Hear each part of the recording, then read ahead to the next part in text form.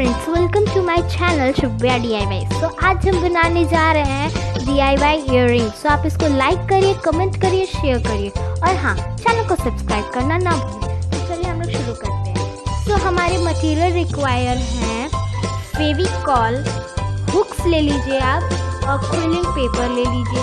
सो चलिए हम लोग बनाना शुरू करते हैं।